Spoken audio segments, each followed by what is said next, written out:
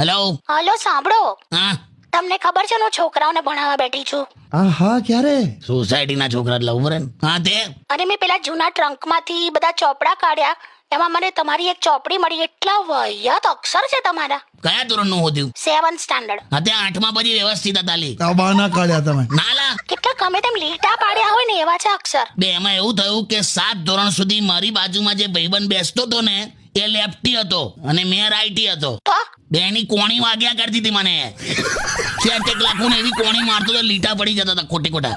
ના હોય. હું ના હોય તું જો અમુકમાં તો હવ આયા કારણ વગરની રસવાઈ દીર્ઘઈ માત્રા ને એવું બધું આવી જતું હતું. તમારી કળા સરસ છે ને મતલબ તમારા કેળા સરસ છે એવું લખાઈ ગયેલું. એટલે તું 8મા ધોરણ પછીના ચોપડા જોજે કેમ કે પેલાની સ્કૂલ બદલાઈ ગયેલી ને એટલે મારા અક્ષર સરસ છે જો. સારું, એ બધું છોડો. હા હવે આ છોકરાઓને હું જ્યારે વંચાવતી હતી ને તો એમાં એવું આવ્યું છે કે ચુંબકીય શક્તિ.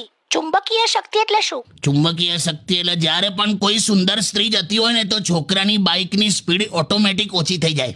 એમ. હા અને ત્યારે જ છોકરી દ્વારા ઉત્પન્ન કરેલ આ ગતિ પરિવર્તનને ચુંબકીય શક્તિનો પ્રભાવ કહેવાય. અને એવું ના થાય તો આ છોકરીમાં આયનની કમી કહેવાય. આવા ઉદાહરણ આપું છોકરાઓને અત્યારનું. પણ હું લેવા ભણા બેઠી છે પેલા ફેલ થશે તારું નામ આવશે. કાકા તમે સાવ એકદમ અલગ વાઈ. લેવા તમે મૂકો ફોન. હેલો